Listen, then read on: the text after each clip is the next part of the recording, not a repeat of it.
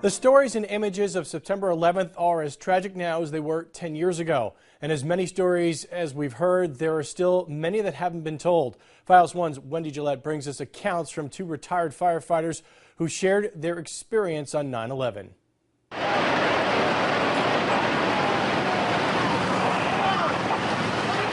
This is the moment retired New York City firefighter Tim Brown almost died 10 years ago on 9/11. We could hear the floors, progressive collapse, and we knew it was coming down. Brown was only 25 feet from the South Tower, the first to collapse. He ran into the nearby Tall Ships restaurant to escape the cloud of dust. We got in the lobby, it was as clear as this, and all of a sudden, just like that, it went black. The wind picked up tremendously. The noise was unbelievable, and the dust was just blowing in our face. And you couldn't breathe, you couldn't see. And I found a column, and I wrapped my arms around the column, big column, and I just held on and got as close to it as I could. And my legs lifted up in the air, and the wind was trying to blow me out into the street. And I knew if I went out there, I'd certainly be dead. Eventually, the large debris from the dust cloud settled, and Brown was able to escape. He's one of almost 100 firefighters who told their stories to Harvey Eisner, author of the newly released book WTC in Their Own Words. Eisner retired as chief of the volunteer fire department in Tenafly, New Jersey, and now works as editor-in-chief of Firehouse magazine. He interviewed New York City firefighters of all ranks stationed in different areas. Their stories are told in his book. Because of the scope of the incident, no one person could know everything that happened around the 16-acre site. Some of the pictures and stories have never been seen or told before. 16 standby, come in. 16 standby.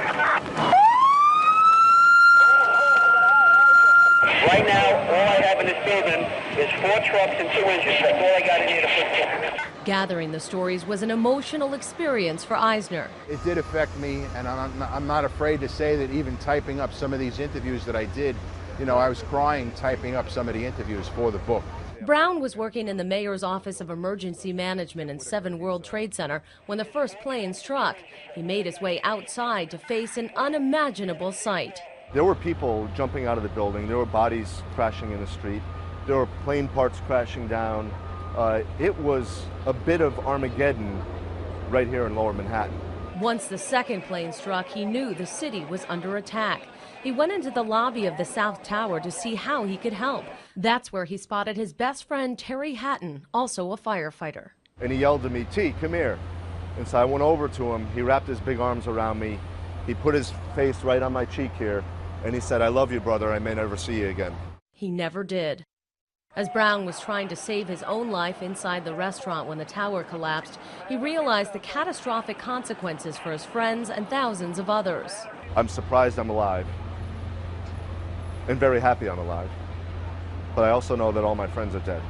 All the guys that I had just talked to 3 minutes ago are now dead. Now, 10 years later, Brown is open to telling his story in memory of his fellow firefighters who died on 9/11. There are people that would like to change the narrative of what happened here that day.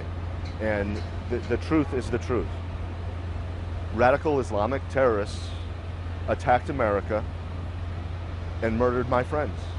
Both men hope the book will serve as a historical reference of what happened to the 1,000 firefighters who responded on that terrible day 10 years ago. Wendy Gillette, Fios 1 News.